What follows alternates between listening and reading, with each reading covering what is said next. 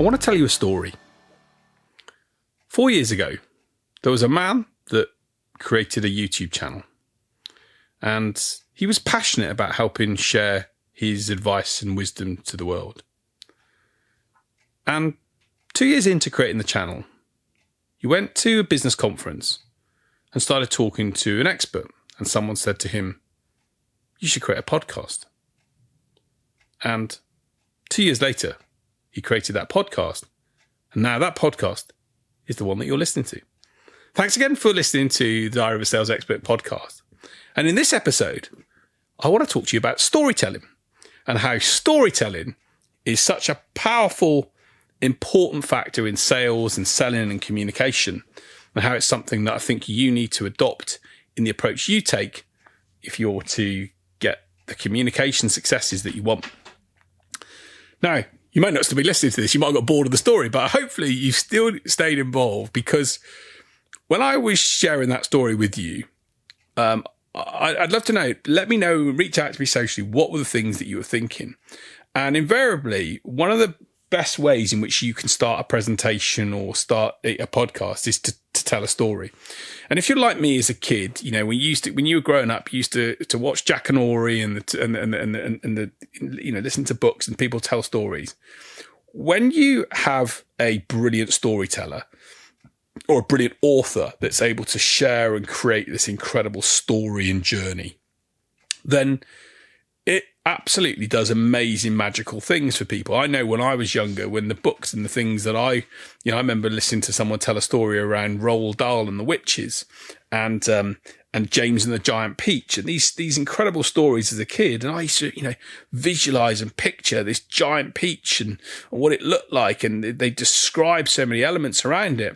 And actually, when I saw that the sort of cartoon book had been created, and it looked exactly as I thought, and it just sort of brings it to life. It became magical. And storytelling is such an important part of sales and communication. And it's something that if you haven't got in your armory, then you need to have it in your armory. Now, let me start by sharing and saying that the story needs to be real, ideally. And if it's not real, we need to make sure that it's not fake and purposely fake to try and deceive people. Because one of the things that salespeople get a bad reputation for is storytelling and telling stories that aren't actually correct and real. And we don't want to be in a position where we are sharing stuff that isn't real and right.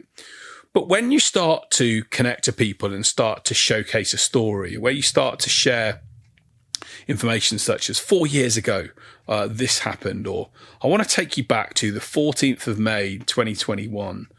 People start then imagining, or if you start by saying, I want to be able to get you to shut your eyes for a minute and start to envisage a scenario. You're on a beach and the sand is clear. And what happens if you ever listen to any of the apps which like Calm and Headspace, which try and get you into feeling in a better position, they all start by trying to help you to picture and visualize something. And they start by sharing stories of a beach or a beautiful location or a nice environment. And stories are so important in sales for so many reasons. The first reason being is they're much more memorable than words and facts on their own. So when we're in sales, our job is to make the person that we're engaging with, hopefully, once we've understood the challenges and the pain and the issues that they're going through, our job is to then be in a position where we want to get them to hopefully say yes to us and work with us. And the best way to sometimes do that is if, let's say, you've done your presentation for, they've talked to you about their challenge and you've understood what's the importance of that for them. And you've then outlined, a solution for that. You can say to them, there are 6 people that have used this in the last last 6 months, and they've all had success. Or if you say to them, I'd like to give you an example. I'd like to share with you a story of Stuart. Stuart is a CEO that did this, and this. And then you start to share that story. What you get back from it is people then start to picture things differently than just 6 people or 6 organizations or company X did it. They want to connect the human brain. And again, I read a lot and try and learn a lot about how the human brain operates and works. But the human brain, has parts of it that enable us to make more connections. We start to think and visualize and picture. So when I mentioned, the story at the start of this, you maybe were starting to picture, what does that mean? And you were intrigued to listen. It kept you on the hook. And when I mentioned an individual, and I would share, that Bob was the CEO of a growing company. There were 10 people in his team. Bob was married to Amanda and their 2 kids, Sally and Paul. Bob used to love his life and lived in a lovely house in the edge of the city. Suddenly you're picturing all of these elements and it's coming to life for you, and you're connecting the elements from the story and the information around Bob into other aspects. And the simple fact is, those stories are more memorable, especially if they're relatable to you and intriguing. They're more memorable than individual anecdotes and facts on their own. So the first thing is, your stories have to become more memorable. If you want to get people to memorize, especially if you're competing with other people, how are they going to remember you in a proposal or in a pitch or an outline? The best way to do that is to start sharing stories of people and situations that have happened, or be in a position where you create that story for them. Darren, it's really great to speak to you today, but I want you to, if you can, just imagine 2 months' time from now, where you've made a decision to go forward and you've chosen a solution, and the 2 or 3 challenges of X and Y that you talked about previously are suddenly no longer there. You've no longer got your team knocking at your door, moaning at you because that system is causing issues. And suddenly you've got a position where things are running quite smoothly and you're wondering what to do with the extra hour in the day that you've now got back from having less complaints from your team. And it's made you actually able to go back home and get home an hour earlier to have dinner with your kids before they go to bed. Imagine the impact that's going to have on your family when your wife turns up, when you turn up at home and your wife says, wow, you're home early and this is incredible and blah, blah, blah. And suddenly when you start to showcase a story like that, it gets someone picturing, it gets them thinking, it gets them believing that actually something's going to happen.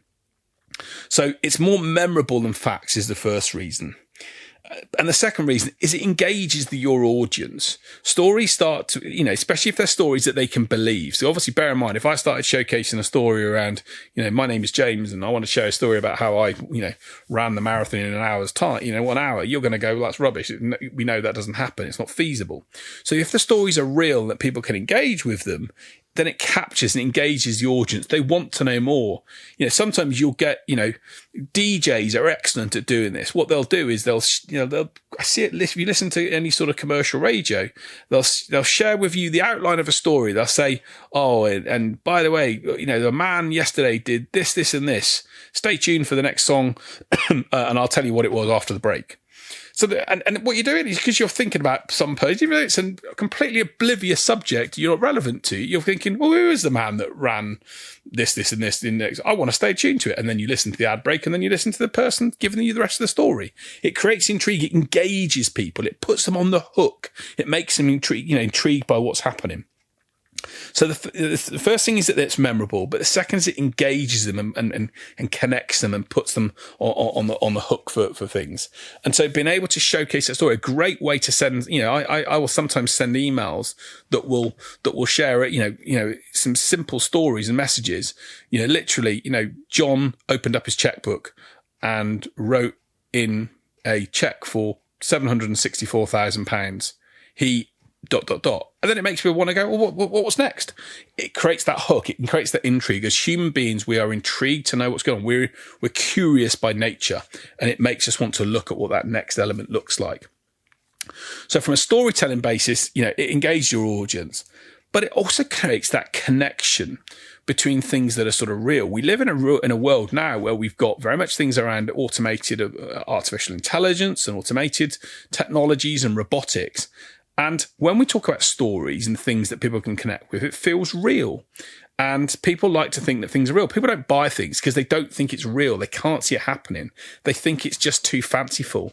So when we actually build that connection and we build that reality for people that what they're doing can happen, what they're looking, the problem or the desire or the thing they're going to go away to can happen. It works well. So there's a client of mine in the property space at the moment, and I was talking to the sales team around how they can, build a connection with people that they work with. And then they offer a training program that helps people build the property, portfolio of their dreams. And we got them to talk about, I want to give you a story of a lady a couple of years ago who was in the same situation as you. Her name was Janice, and Janice had felt frustrated. This has happened to Janice, and this has never happened. And Janice was in two paths. She had two options. Option number one was she could do this, this, and this enabled her to do this. And that meant pressure. And option number two was this. Janice did this. And would you like me to tell you where Janice is now? And everyone's like, yeah, I want to know where Janice is right now. It creates that connection. People want to know. They want to build. They want to connect with people. And as human beings, especially when we're buying things, very few people like to be the outliers. We all, there was a saying years ago that you could never be fired for buying IBM. And that meant that people weren't fired for making the safe choice. We all talk about the lemmings. All the lemmings jump off a cliff. People like to be in groups. It makes them feel safe. It makes their decision feel better for them. And when we can create a connection and makes us feel like someone else, then it makes us more comfortable and more inclined to go alongside and work with them. So look, the stories are a huge part of sales and presenting and engaging. And I want you to really start to think about how you can start to shape the solutions that you're putting out to the market, and start to think about the stories that can use. And again, I was listening to a podcast, as I mentioned, on my way to my recording, around how one of the guys on that podcast is now his role in that company is chief storyteller. His job is to tell stories and to share stories and to communicate stories of people that have done incredible things so that it can inspire and help other people, of which this company sells software to go and do, to do business. And his point is a chief storyteller. He's there to showcase that and to share those stories and to bring people to connect with them and to make them feel it's memorable and achievable and feel engaged as part of the process. So start to think about how you can involve stories in your world you do.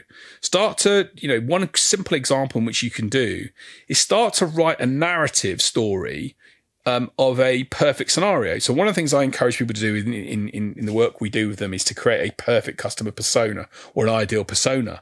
But what I'd like you to do then is not just have the persona around, it's Sally, she's 38 and has 2 kids and does this and this, and these are the sort of information about her. But write down a story about Sally. Sally is a lady that is feeling stressed. Sally is fed up of coming home and having to work 3 hours extra per day. Sally looked at her kids, Sandy and Kim, and thought, when is the last time I've looked at them without having this more work to do? And suddenly, by that story, that narrative, that creation of something, what you're doing is you're bringing something to life for people. You're bringing a story to life that can make people go, wow, that's me. I connect with that. It's exactly the situation I'm going through. And yeah, I want to resolve that situation. How did it happen? What did you do to solve that issue for that person? And stories bring it to life. And if we can't, ideally we should use real stories of people that have done that in our businesses and worked with us. But if we can't give real stories, then we want to give examples of stories of people by using what we're doing, we'll be able to get those results. So I'm going to finish off here because I don't want to wax any more about stories, and there's loads of facts and information that I could share with you. I wish my brain, getting older as I am, remembered more and more things. But but what I do know is that when I connect and start to showcase stories and start to get people to picture things and start to get them to really connect with the situation that either I want them to go into or a situation that someone else has been in, it works better. I get better results. People love it, and it makes a difference. And so start to write a narrative story about how the problem that you solve in what you do, the target customer that you've got, and I'll even actually try and put an example story onto the show notes so that you can use to see, here's a story of what we do to create a story for someone, and maybe you can create the same story in your business and then start to work out how you can weave that into your sales work and presentations. And if you can start to do that and then make it real with evidence and examples of other people that you've helped, it's going to make a massive difference. It's going to help people connect with you, build relationships with you, and hopefully do business with you, which is what we all want. So that's it around storytellers. But if you've got some stories, of stories that can work, that you've used in your business that work very well for you, then let me know. I'd love to know what those are. I'd love to share them. Please share them in the comment section, or reach out to me on James White Sales on all social media. Please do let me know what works for you and what you've been able to put in place that's helped you achieve the success you want. Share your stories with us, and we can make sure we share them out to other people and get everyone hopefully achieving success that we all want every people to have, hopefully. So, look, the inspirational story, as I always finish off with, is as I always finish every podcast with, is about a guy called Gavin. So Gavin is a guy based in Yorkshire who, during the lockdown when we had COVID, launched a bike recycling scheme. So basically, I was reading about this before, and Gav's bikes started when he realised that his neighbours were about to throw away a neglected bike. And he really hated the fact that this bike was wasted, and he thought, well, actually, he just didn't want to see that go to landfill and see the bike being wasted. And he decided at that stage then to recycle the bike and to restart it so that he could then, initiative then could raise money, and he's raised money for cancer charities and for local charities, and he's donated bikes to Ukrainian refugees in the UK. And he's now recycled over 300 bikes. So Gavin Orty, if you're listening to this, congratulations to you, your inspirational story this week. I think what you've done is incredible. Fixing bikes to enable people to get fitter and healthier and do things and lead the life they want and maybe get to work, or whatever you've done. I'm sure what you've done has made a huge impact on so many people, and it's a huge congratulations to you for what you've done. It's an inspirational story of how we want to reduce waste, give back to our community to help other people. So thank you, Gavin. Your story is inspirational to me, and it's making me think about how I can do more to help other people and help other people get the results and the support and successes and joys that they want, as you've obviously done with so many people. So keep doing what you're doing, Gavin. It's obviously making a difference in so many people's lives, and thanks for being such an inspirational story. That's it for the podcast this week. That's my story for today. Be interested to know what you think would be a great story to finish on. Let me know in the comments, and I'll see you next week. See you soon.